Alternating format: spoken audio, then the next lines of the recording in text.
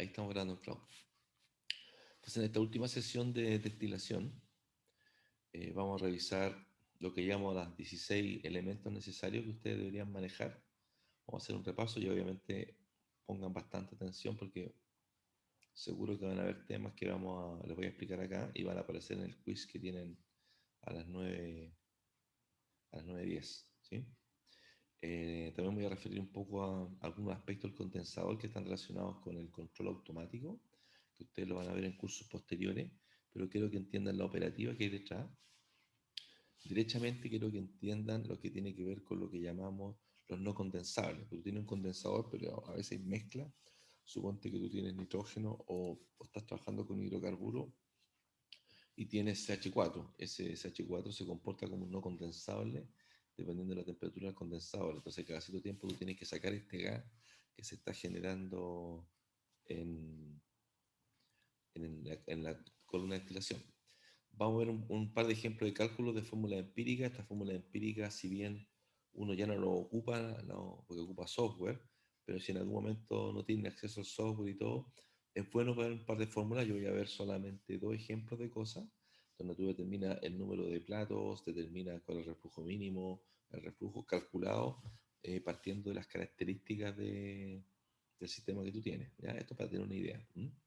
Eh, en lo que llamamos la PPT con los complementarios.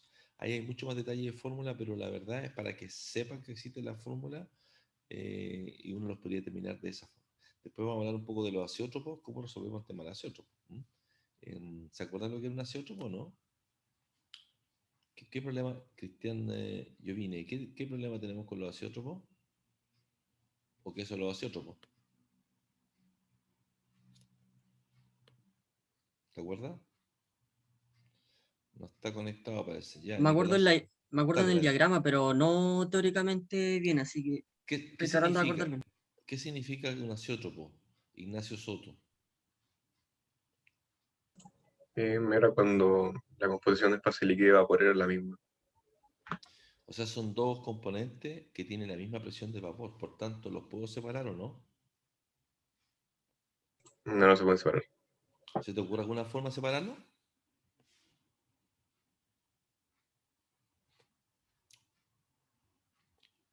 ¿Se le ocurre a alguien? ¿Sí? ¿Cómo? Son destilación fraccionada. Ya, eso es lo que hacemos, po. Pero si tienen la misma presión de vapor, ¿cómo lo vaya a separar?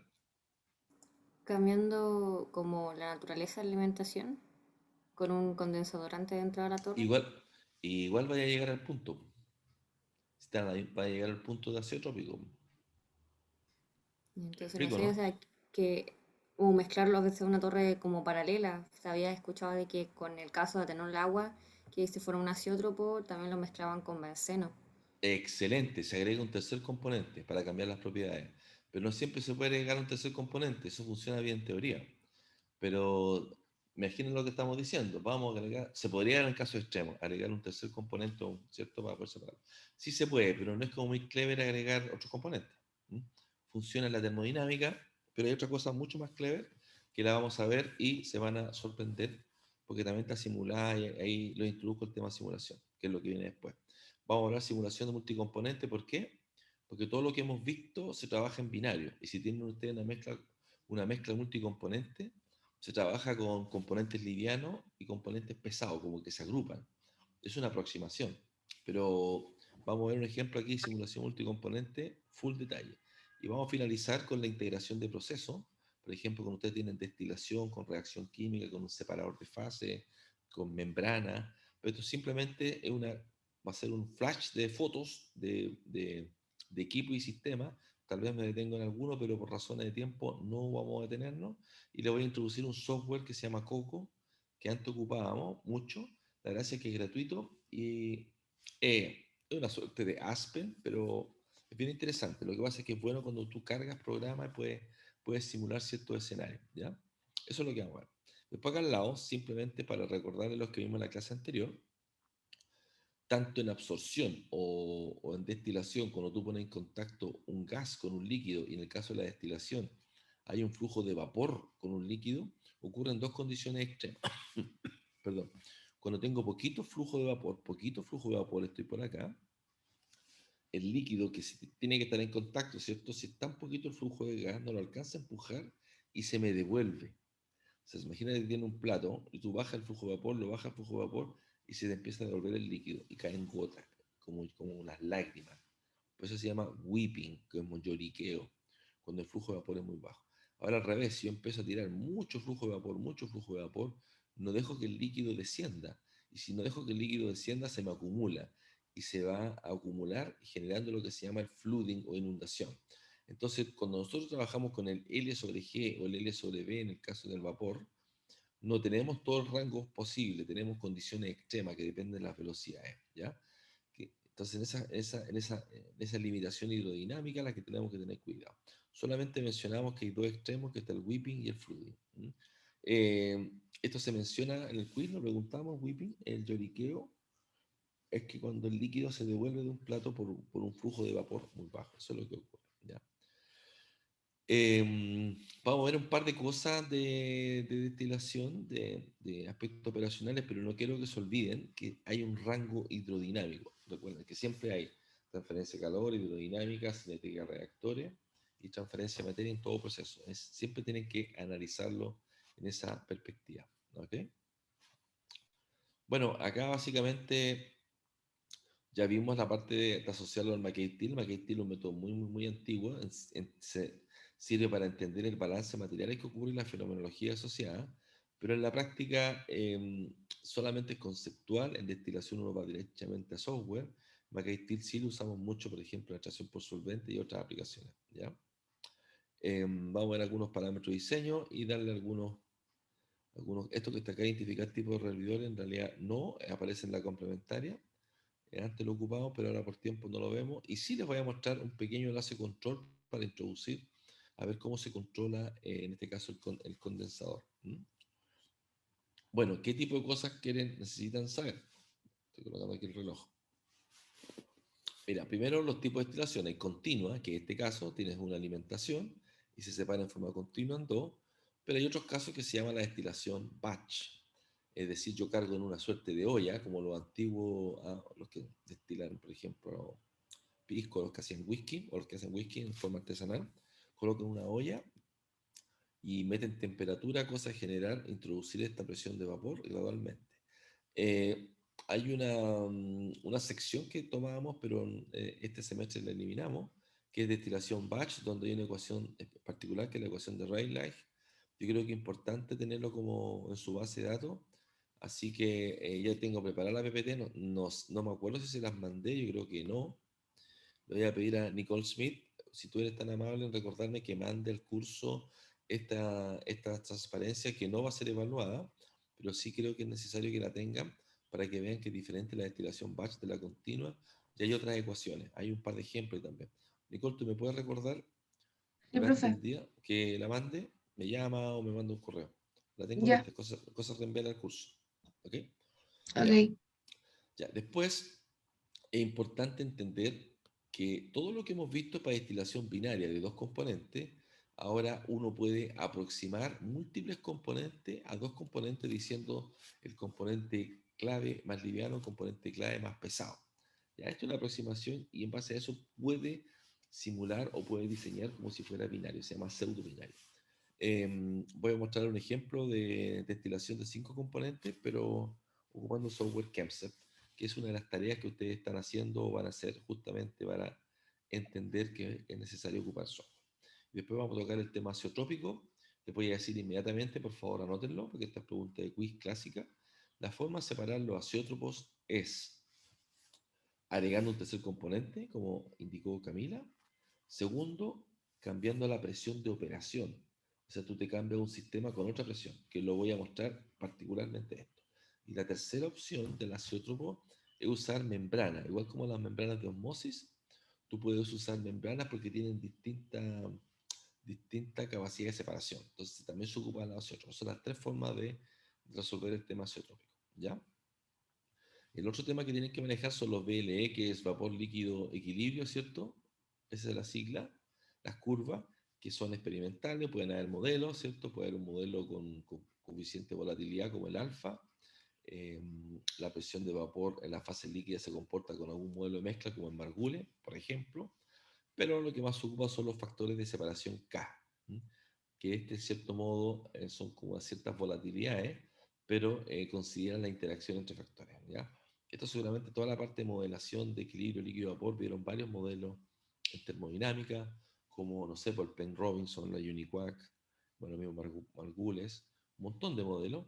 Y aquí es súper importante entender que estos modelos, cuando uno ocupa un simulador, se ocupan más bien por conocimiento práctico, por la experiencia. Entonces, por ejemplo, en la destilación criogénica se ocupa el método de Penck-Robinson-Vera modificado. Así, eso es lo que ocupa el Ricky, lo que ocupa para simular justamente con software Aspen HYSYS. El software que ustedes tienen, que tenemos la licencia oficial en la Santa María y se puede accesar por vía VPN, es un software que se ocupa comercialmente a nivel industrial. Esto no es académico, no es de juguete, es súper cara la licencia industrial. Ustedes tienen el privilegio de poder usar o que hayan sido entrenados en esto. ¿Ok? Línea de operación, ya vimos que hay dos líneas de operación en la alta destilación: rectificación, que en el tope, stripping, que donde está el repridor. La línea Q, aquí es importante entender que esta línea Q es la que intersecta las dos líneas de operación, ¿cierto?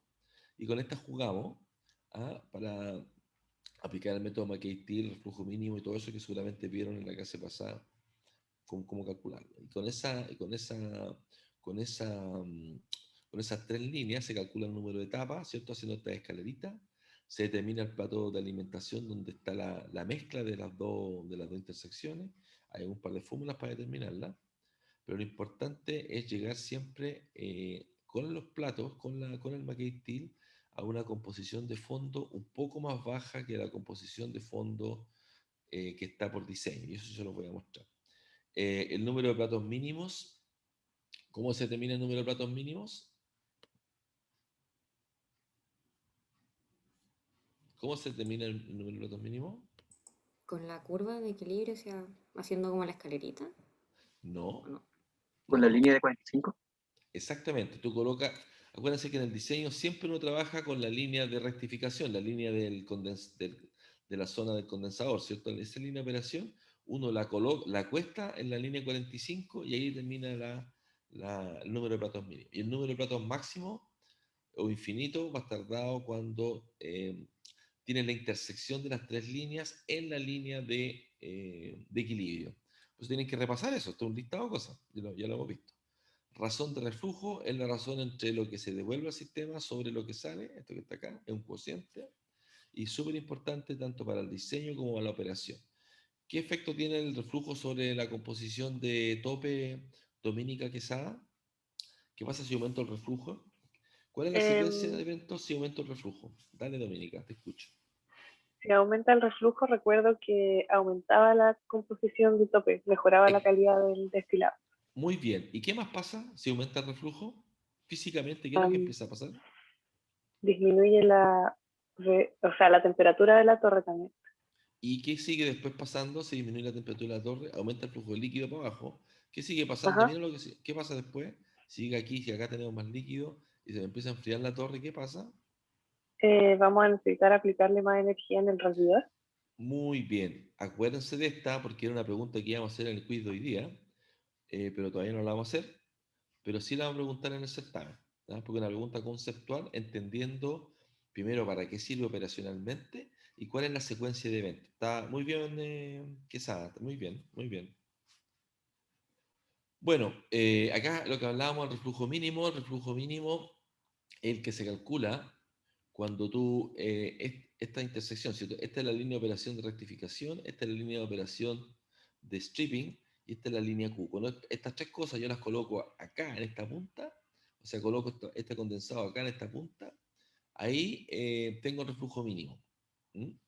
El reflujo mínimo es el que me sirve para diseñar cuando esta que está acá es tangente con esa línea de equilibrio. Esa está en la metodología. Y el reflujo total es cuando esta línea de condensado está acostada aquí en la línea 45 y ahí te da el mínimo número de etapas. Ahora, el condensador puede ser total o parcial. Eso quiere decir que del producto que estoy sacando, lo convierto todo a líquido o dejo una fracción de vapor dependiendo de la operación que yo necesito. O sea, no necesariamente tengo que condensar todo, depende, porque a lo mejor puedo usar un vapor en otra reacción. Lo mismo con el rehervidor total o parcial. Puedo ocupar el rehervidor, hervir todo. Normalmente el rehervidor en todos los casos es parcial, siempre. El rehervidor siempre es parcial. Es muy raro cuando devuelve todo, ahí estaría funcionando como un sistema patch. El condensador pueden ser los dos casos, ¿ya? Aquí es importante entender que en la torre de destilación se genera un perfil de temperatura. No sé por qué. Ah, creo que lo puse, ese perfil de temperatura lo expliqué, ¿saben dónde? En las primeras slides cuando hablábamos de destilación. Revisen ese slide, ahí lo mostré, ¿ya? Y aquí es importante entender que está compuesto por el rehervidor y el condensador y la refrigeración es la que me determina la presión de operación de la torre que está conectada acá. Después, estos contactores pueden ser platos, pueden ser empaques, y lo mismo que se ve en las torres de absorción. Es el listado de los 16 puntos que deben manejar más o menos, o sea, no, deben entender bien. Aquí a modo de ejemplo, para explicar un poco más, cuando hablamos de condensador total y parcial en forma gráfica, es lo que quiere decir que el tope de la columna, yo lo condenso, puede ser un refrigerante criogénico, puede ser agua. Cuando es total, todo el líquido pasa a este tanque que lo acumula y parte de esto se devuelve y parte de esto se obtiene como producto, el destilado. Esas dos composiciones son iguales. Normalmente este tarro de acá, este líquido que está saturado, está en el punto de, burbu- de rocío, esta es la temperatura rocío, hay un segundo enfriador para que salga subenfriado y no se vaporice cuando lo traslado o lo llevo a otro sistema. La condensación parcial, no sé si la revisualizan acá, condensa una fracción que se convierte en líquido. Ese líquido, claro, también puede ser reflujo, puede sacarse como producto. Podría sacar producto acá también y destilado, ¿ya? Ahora, en otros casos que les pregunto acá, ¿qué pasa si hay no condensables? Suponte que tú estás separando tolueno, benceno y tiene metano. ¿Ah? Entonces podría ser una condición en la cual no condensa todo el metano. O algo más extremo, cuando tú tienes, por ejemplo, estás produciendo eucaliptol. ¿Ah? Estás pasando vapor en plantas de eucalipto, tiene los alcoholes, pero también como estás metiendo aire tienes nitrógeno. ¿El nitrógeno cómo lo sacas? En este sistema acá, si yo no tengo un sistema para sacar el vapor, se me va a inflar se me puede reventar. Entonces aquí solamente como para ilustrar, aquí sin complicarse tanto, fíjense que aquí los vapores, suponte que tienen no condensables, pasan para acá, acá se condensan con agua, acá viene el líquido, ¿cierto? Y fíjense que acá hay una valvulita que tiene una cosa que se llama el venteo. Entonces esta columna controla la presión. ¿Cómo controla la presión? Esta controla la presión. eh, Primero, este nivel del rendidor, de este tanque receptor para que esta bomba funcione, tiene un control de nivel que actúa sobre la válvula de enfriamiento, que le agrega más o menos agua para producir más o menos condensado. Pero fíjese qué interesante, la presión de la columna de la torre de destilación, si por ejemplo empezaran a acumularse el nitrógeno, esto empezaría como no condensa, empieza a aumentar la presión, y para evitar eso tiene una válvula de venteo. Entonces, fíjense que acá tú tienes un control de presión. Eso es PT, presión y transmisor. Eso es presión, registro y control. Y después actúa sobre estas válvulas redondas que son las válvulas neumáticas. Esto ustedes lo van a ver con mucho detalle. Esta guárdenla cuando vean control y para que capaz que se los pregunten. Este es un sistema de control de condensado, ¿cierto? Con, eh, con, eh, con remoción de no condensables. Eso es lo que ocurre. Por eso me detuve un poco los condensadores. Es un problema típico de ingeniería de procesos, ¿ya? Y para entender un poco cómo uno integra los sistemas de control.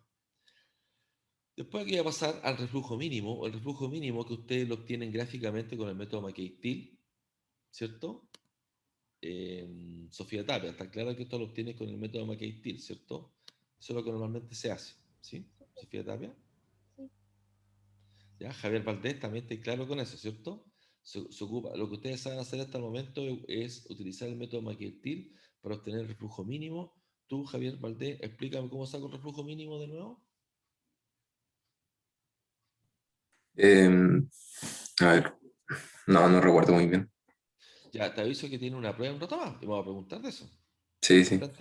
importante que se mantengan al día con las slides. Yo hago un esfuerzo súper grande por mandarle la slide antes de la clase y el video al tiro. ¿Ya? Aprovechen eso. Y más encima les mando una slide complementaria. En la misma clase anterior le mandé una slide complementaria donde hay un resumen con detalle cómo se calcula el reflujo. ¿Ok? Gerardo Figueroa, ¿cómo calculo gráficamente el reflujo mínimo?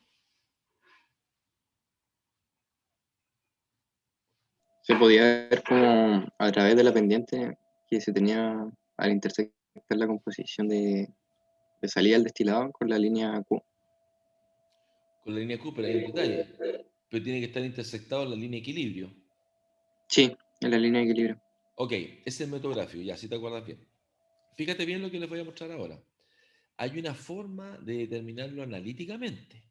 Si tú tienes el alfa, acuérdate que ese alfa es función de la temperatura, ¿cierto? Hay ecuaciones, el alfa, el factor alfa, que es como la volatilidad relativa, y que es el modelo más simple. Si tienes la composición del componente más liviano en el destilado, del más liviano, y la composición del componente más liviano en la alimentación, esta es la expresión matemática para calcular el reflujo mínimo, te da un valor numérico, y este es en el caso del bubble point, es decir, este es un líquido saturado, un vapor saturado, Ángela Salazar, cuando hablamos de bubble point, ahora estoy diciendo acá, el líquido saturado, ¿cierto? Estoy colocando. Sí, profe. ¿Ya? Y ese está mal escrito, el dew point, el punto rocío o vapor saturado, se ocupa otra expresión. Pero fíjese qué interesante. Ustedes ya con el alfa pueden determinar el reflujo mínimo. En este caso, mucho más sencillo.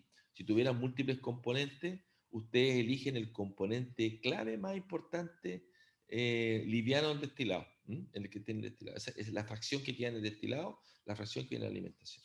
Así se determina. ¿Ya? Ahora acá les voy a mostrar un ejemplo de cálculo y le estoy mostrando este ejemplo de cálculo porque obviamente va a ser una pregunta de certamen de esto, porque es muy sencillo y analítico. Entonces acá tiene un reflujo, te piden calcular el reflujo mínimo de una destilación binaria con 40% de metanol y 60% de etanol, composición molar, de tanto la composición de la alimentación. ¿Ya? Y está en el punto de burbuja. Si me dicen el punto de burbuja, esta es la ecuación que tengo que ocupar, ¿cierto? Y la composición del destilado, porque aparece aquí también en la ecuación, la composición del destilado es 98%. ¿Ok? Entonces aquí básicamente para hacer la corta, ustedes revisan con más detalle. Aquí calculo el alfa, ¿cierto? Con las presiones. Me falta un dato de presión. Ah, bueno, es que busco la presión de vapor. No, faltaría la temperatura nomás. Ahí me equivoqué, no puse la temperatura. Pero estamos claros que uno con la temperatura, ¿cierto? Puede sacar las presiones de vapor y con eso saca el alfa en ese punto. ¿Okay? Luego reemplaza la ecuación y justamente me da un reflujo de 3,34. ¿Qué hago ahora? ¿Para qué me sirve calcular este reflujo mínimo? Magdalena Garfe, ¿para qué calculo este reflujo mínimo? ¿Para qué diablo lo calculo? ¿Qué hago con esto? Para tener el reflujo de operación, disculpe, Dale, ¿y cómo lo calculo? se sabe que es el reflujo de operación es 1,3 por el reflujo mínimo, ¿no? Exactamente, muy bien, estáis atento, excelente. ¿Ya? Bueno, acá vienen otras ecuaciones. No sé si se fijan, son ecuaciones como empíricas, no les crean tanto, son ajustes que se hacían de la época, bueno, el McKay-Tilly del año 20. ¿Ah? Entonces van a ver un montón de ecuaciones, yo puse algunas nomás por nombre, no las puse todas. Claro, este es el método de, claro, este por ejemplo, el método de Underwood, ¿cierto? Este es el ejemplo de Underwood. Hay otra que se llama la ecuación de Fenske, y si ustedes corren el Kemsep, van a las últimas opciones, el Kemsep le calcula todas estas cosas, para que ustedes las comparen, le calcula todas. ¿Ah? Después hay otro número que es re interesante aquí, este yo creo que a mí me gusta que tú puedes tener una idea cuál sería tu carga térmica, porque cuando tú haces un estimado, quieres saber cuánta energía voy a gastar la torre de destilación, el precio es fácil, lo encontráis fácil, podéis encontrar, pero la carga térmica, fíjese que interesante, yo la puedo calcular en función del diámetro de la torre. Ese diámetro está en pie, les recuerdo que 12 pulgadas un pie, pues 12 por 2,54 no te dan las pulgadas, son como 30 centímetros un pie, ¿cierto? Y fíjate que la energía que consume en millones de BTU por hora, depende si una columna, por ejemplo, al vacío, ocupa mucho menos, pues yo lo entiendo, porque está más volatilizado, ¿cierto? Pero si es presurizada, aumenta 5 veces el consumo de energía, porque tenéis que levantar más temperatura, ¿no? Como está presurizada. No sé si me explico bien de esta ecuación empírica, de estas estimaciones. Dominica, ya le pregunté a la Dominica, aquí le pregunto. No veo acá. Bueno, está la Milanca. Milanca, Francisca, ¿estás? Milanca. Sí, profe. No sé si visualizas que operar una columna al vacío, o sea, a menor presión, requiere menos energía porque la temperatura es menor. Se volatiliza a menor temperatura porque está operando al vacío. Mientras que tú la tienes presurizada, tienes que levantar más temperatura. Entonces, por eso aumenta tanto el duty que es la carga que tienes que poner en el hervidor. Acá abajo puse la conversión, el 1000 BTU, que son 0.29 kJ/hora. Les recuerdo que esto es energía. Esto es energía. ¿Ok? Bueno, aquí un breve recordatorio. Esto lo recuerdo que lo vimos, fíjense, ven en la foto. En la foto. Esto lo vimos en absorción gas líquido. Exactamente igual se hace en destilación. Aquí entender que uno tiene que hacer pasar el vapor por estos orificios donde hay una cama de líquido, normalmente 2 o 5 centímetros de líquido, y eso al pasar el vapor va a ejercer una caída de presión. La pregunta es cómo diablo veo esa caída de presión, y la importancia de la caída de presión justamente es hacer que fluya el vapor. Si no fluye vapor, no hay contacto, ¿cierto? Entendiendo además, como también lo vimos en los criterios operacionales, que mientras más tiempo residencia tiene la burbuja, es más eficiente. Ahí hablamos de la eficiencia, ¿cierto? La eficiencia normalmente en destilación en general está entre 50 y 75%, no más, ¿cierto? Donde estos equipos que tienen mayor tiempo de residencia siempre van a tener mayor tiempo de residencia. Yo les pregunto, más eficiencia, porque tienen más tiempo de residencia. Si, por ejemplo, comparo estos platos perforados, que es lo mismo que están acá, aquí hay un detalle, esta eficiencia va a estar en el 50%, mientras que esto va a estar cerca del 75%. ¿Ya? Profe, ¿Sí? una duda. Un criterio para ocupar MACAP-TIL, no recuerdo 100% si es así, pero se considera como la caída de, no sé si la caída de presión constante o presión constante a lo largo de la torre. Entonces, ¿qué tanto se escapa del funcionamiento real de la torre? ¿Y por qué se utiliza en este caso MACAP-TIL si es que sí existe caída de presión a través de los platos? O sea, la caída de presión es menor comparado con todos los otros supuestos que tiene el McKay Steel. Por ejemplo, no tienes pérdida de calor. Mira, escucha bien, el flujo es equimolar. Los lambdas son similares.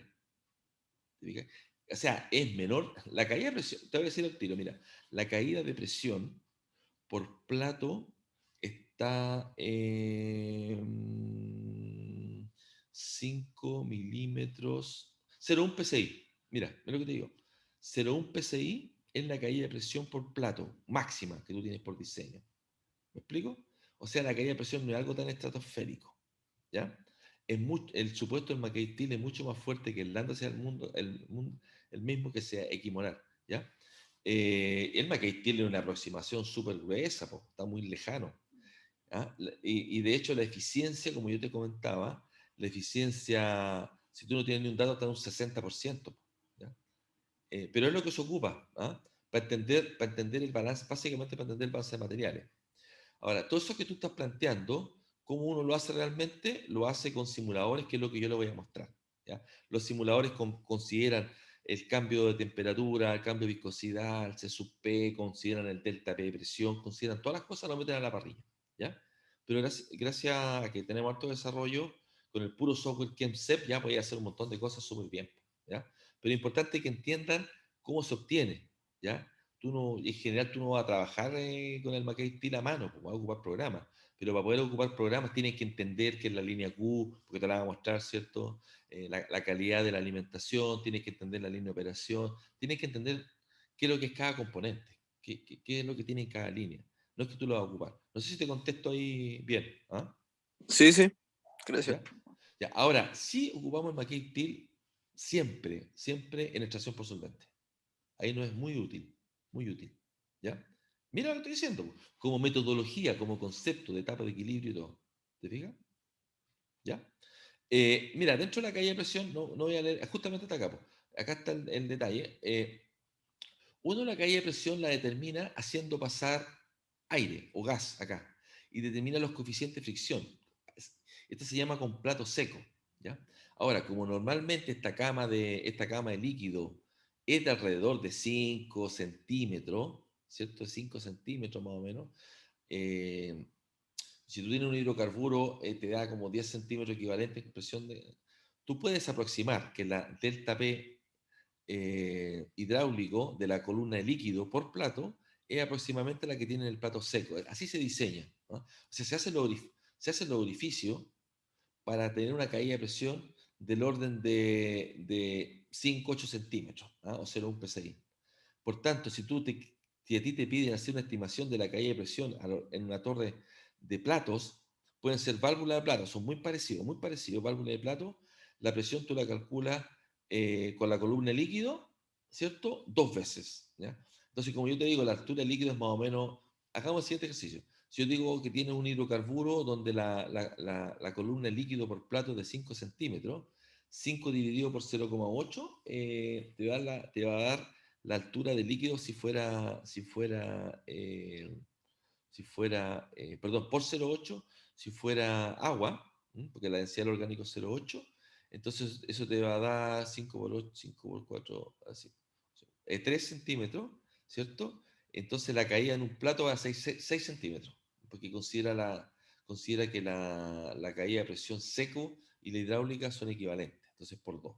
Y si tienes 10 platos, te da 30 centímetros de columna de agua. Así calculas tú la caída de presión, la puedes estimar, ¿ya? Y vas a ver si va a fluir o no tu sistema. Ahora, para el caso de otro tipo de empaque o, por ejemplo, estas campanas, hay unos factores de corrección que no están en esta transparencia, pero sí están acá dice, revisar otras fórmulas en la PPT complementaria que les mandé hoy día a las 7 de la mañana, ¿ya? La pueden ver después en la semana, ¿cierto? Pero es para que tengan una idea que estos son criterios, ¿ah? Lo importante es entender que la caída de presión está determinada por la columna de líquido, ¿ya? Eh, Ahora voy a pasar a azeótropos, ¿ah? Simplemente para recordarles, si se acuerdan estos grafiquitos, este azeótropo, aquí hay dos azeótropos bien particulares, son bien desgraciados, porque justamente hay una condición de composición a una temperatura, esto está operando a una temperatura dada, ¿cierto? Pero hay una condición de composición donde tienen la misma temperatura de vaporización y por tanto no los podría separar. Por tanto, aquí el alfa es 1. Si el alfa es 1, ¿qué significa que el alfa sea 1, Sofía Tapia? Que las presiones de saturación son iguales. ¿Y los puedo separar o no? No. O sea, se tendrían que usar los criterios que hablo recién. No se puede, po. Tiene que estar alfa sobre 1, tienen que tener diferencias de volatilidades. La clave de la destilación, la fuerza impulsora son las diferencias de volatilidades. Eso es lo que permite separar. ¿Ok? ¿Qué significa esta línea que está acá abajo, Javier Valdés? Esta columna, ¿eso qué significa?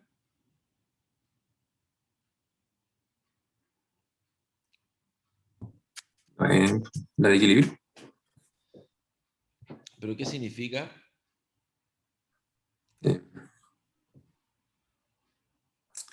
Que en esa parte existe un equilibrio como en la parte de abajo, líquido-líquido. ¿Pero qué es lo que es visualmente? Eh, Recibe el condensado. ¿Qué le pasa al condensado?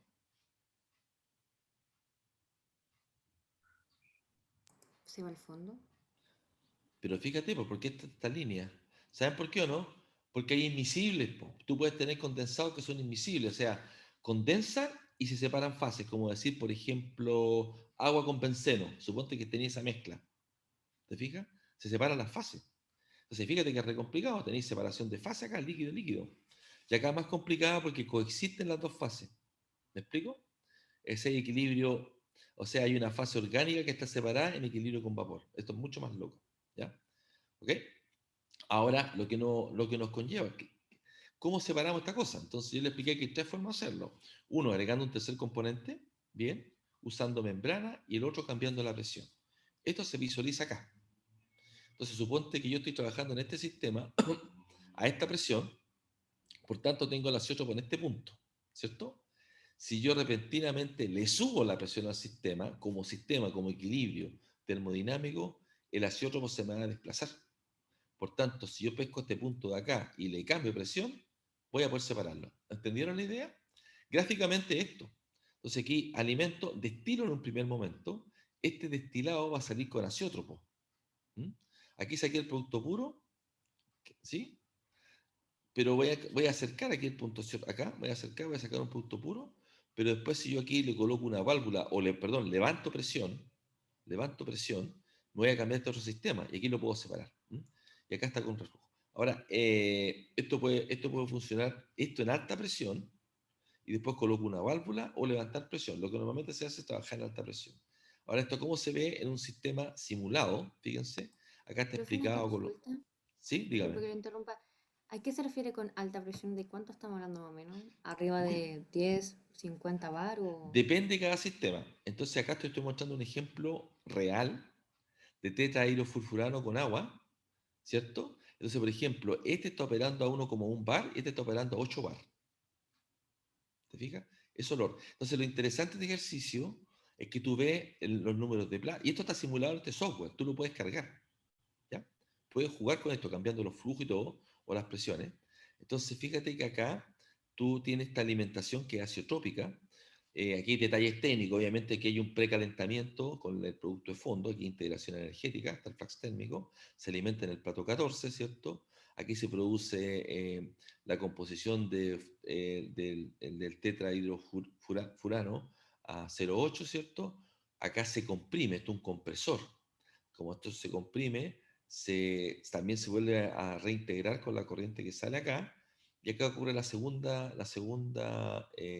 destilación, ¿cierto? Con un reflujo de 0,7, ya que tiene un producto un poco menos concentrado, 0,06, ¿ya?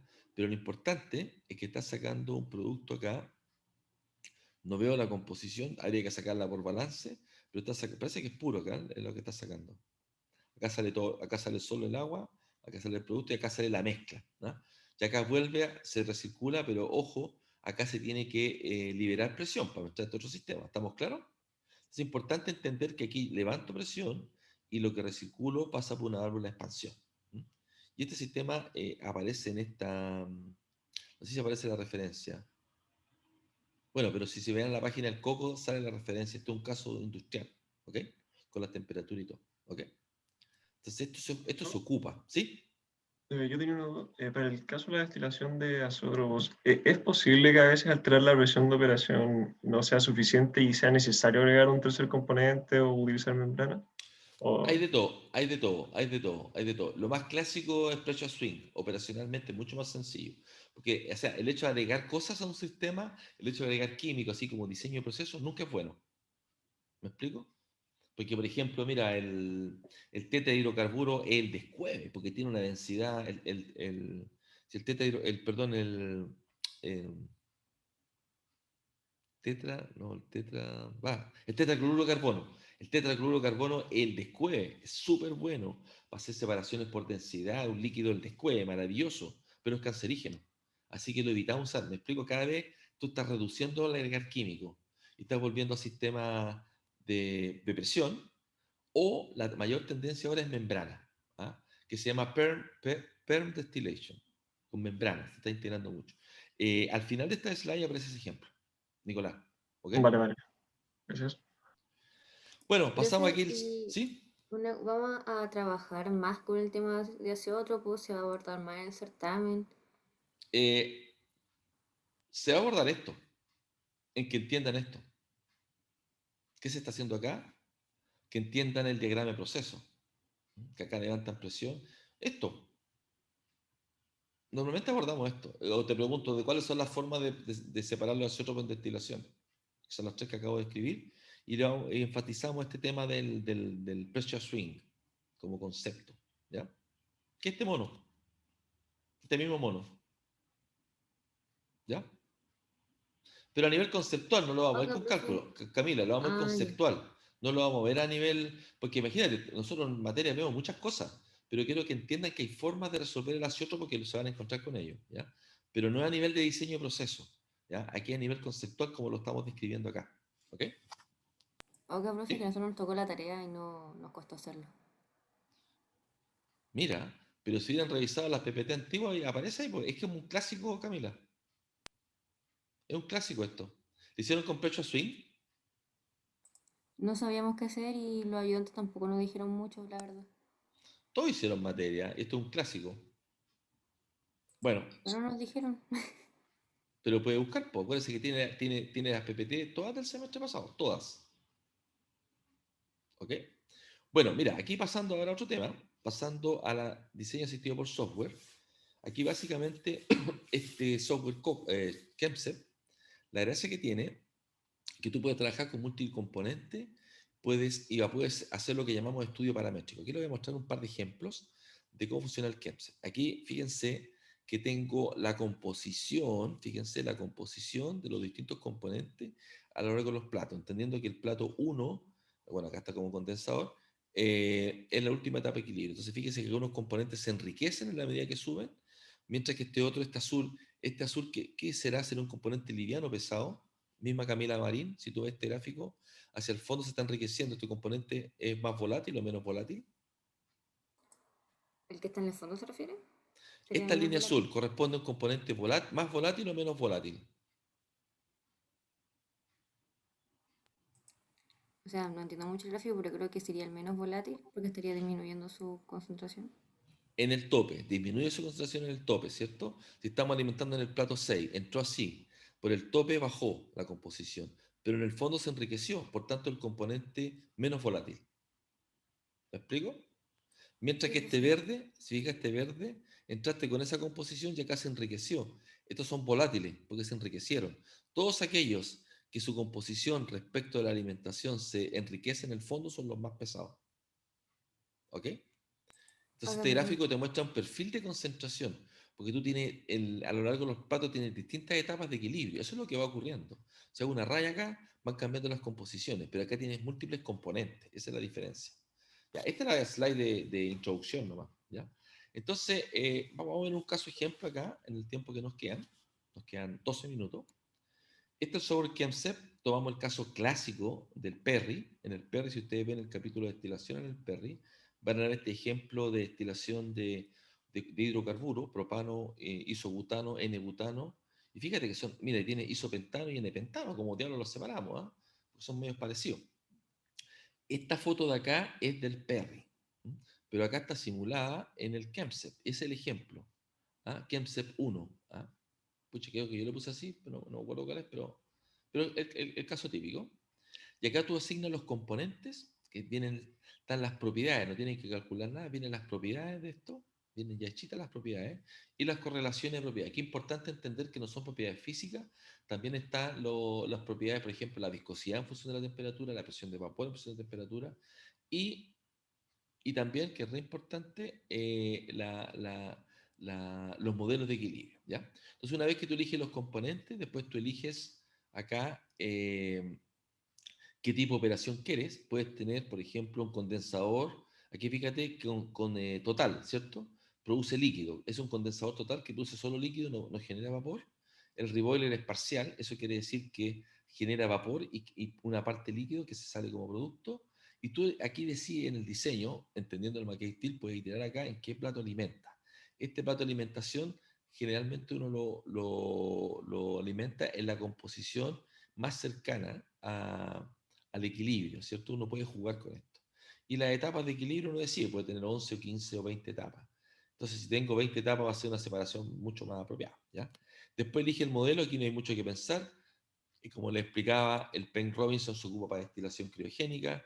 Seguramente uno busca en algún paper qué tipo de modelo termodinámico se ocupa para este tipo, para estos componentes. Elige un modelo Penn Robinson donde ya están calculados los K. Si fuera un modelo donde ustedes no tienen los K, pueden sacarlo de un paper e incorporarlo a la base de datos del Kemsep. Después, posteriormente, una vez que ya tiene ingresado los componentes, el modelo termodinámico y el tipo de operación, se obtiene inmediatamente el diagrama McKay-Till con la metodología que ustedes ya conocen, el 1,3 y todo eso.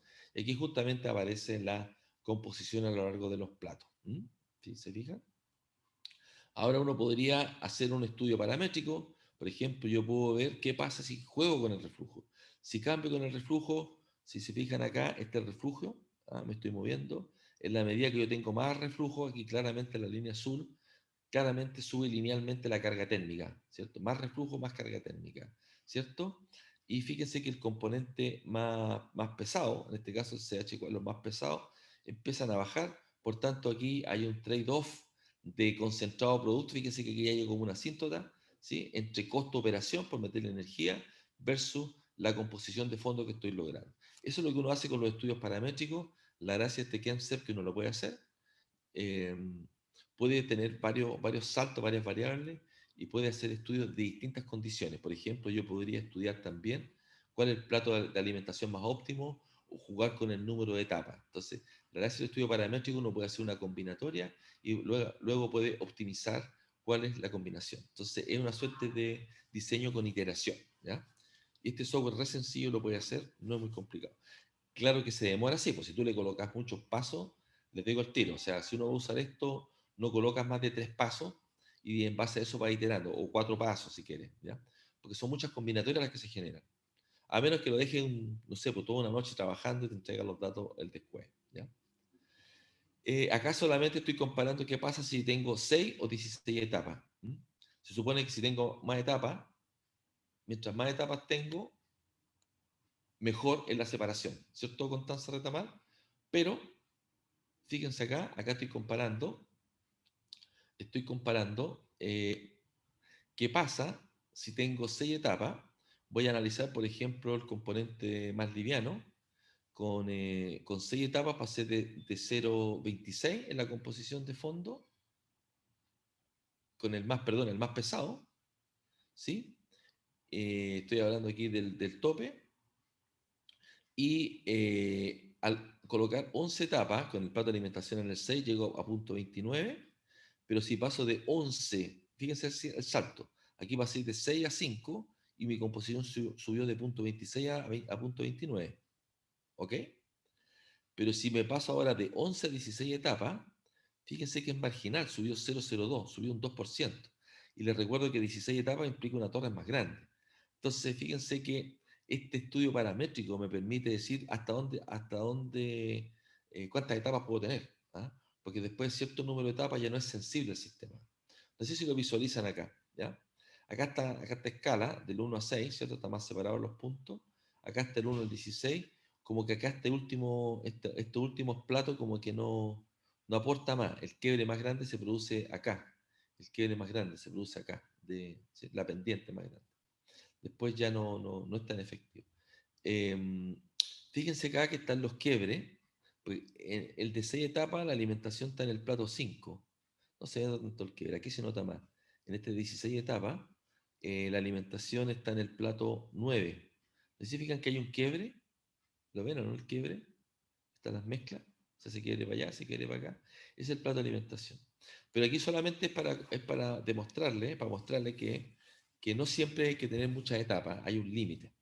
Y uno lo sensibiliza con estos valores. ¿Ok? No me acuerdo por qué puse esta. Está puesta acá también.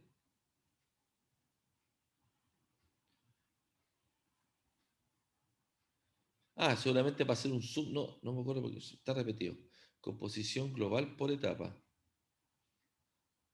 Propano, butano. Está repetido. ¿Ah? Está repetido acá. No veo la diferencia. Todos los componentes.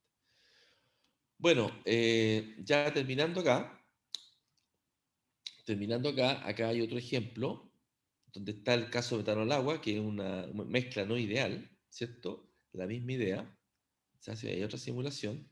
Y acá está un poco más marcado esta no idealidad, y acá está el punto del plato de alimentación, donde se puso este quiebre. Acá está un poco más marcado el efecto que tiene la destilación.